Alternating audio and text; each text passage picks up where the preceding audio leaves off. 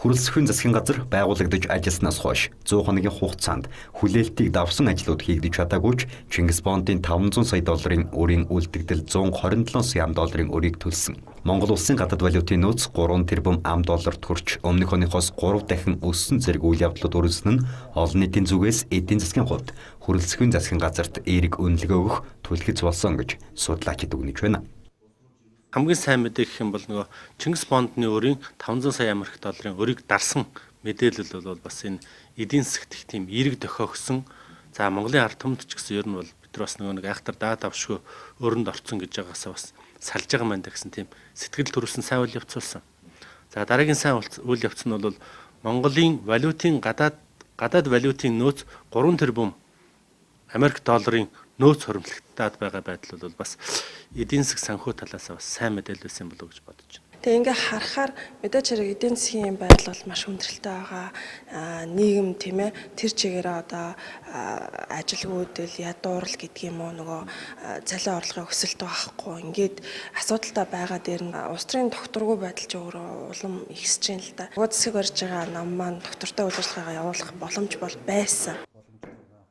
Тэгвэл ерөнхий сайд хөрөлсөх түүний засгийн газрыг огцруулах тухай асуудлууд яригдж эхэлснийг улс төр судлаачид юу гэж үзэж эргэж яаж харж байна вэ? Үр дүнгийг харж доод тал нь 6 сар тийм үү. Тэгээд одоо ард түмэн юу гэх нь ард түмнийхээ саналаар болно гэж нэг их хурлын одоо нэг хэдэн гишүүний дураараа толгоонд нар юм хөрөлсөх огцруулах тийм асуудал байж болохгүй шин. Ингээд өөл сар болоод 2 сар болоод огцоод өөл энэ төр маань юу болох вэ? Одоо чи ажиллаа хийгээл явж ирсэн чинь. Гадаад орныхонтой хэлцээрэг ирэгэн хийн. Одоо энэ бохирын асуудлыг шийдэж байна. Одоо энэ татварын асуудлыг шийдэж ажиллах гэж явж штэ. Тэгэхээр асууж ямар ч ашиг байхгүй.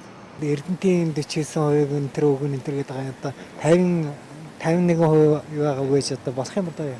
Одоо тэрийг бараг авчих байх л гэж боддог штэ. Тэгээд тарааж өгөх л байх гэж. Тийм ч. Тэр огцруулах нь зөв буруу юу? Огцруулах хэрэггүй тийм. Тэр засаг огцрох ёстой ч гэдэг юм уу одоо гэдэг их хурл тарах ёстой, ерөнхийлөгч огцрох ёстой гэдэг үгийнхээ хариуцлагыг өөрөө хүлээж байгаа бол энэ ард түмэн бол энэ тэртээ дэргүү залхацсан, цөхөрдсөн юу л юунд оролцоход бэлэн болцсон ингээд гал нь ингээд авалцсан байхгүй. Энд ингээд тэр чүзэн зурх хүн нь одоо юу гэдэг тэр эрх мэдлнүүд байх хэрэг байна уугүй юу?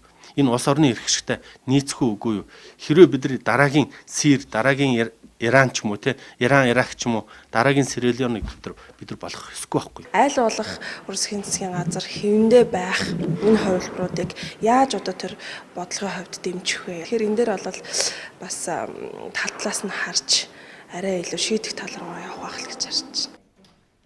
Засгийн газар байгуулагддаг удалгүй унгаадаг явдал нь өөрөө иргэдийн төр дэдхийд хэлийг бүрмөсөн үгүй хийж цаашлаад эдийн засгийг улам тогтворгүй болгож олон улсад биднийг муухай харагдуулдаг сул тал байгаа учраас улс төрчид бодолтой өгөхөж бодолтой үйл хөдлөл хийх хэрэгтэйг улс төр судлаачид хэлж байгаа юм.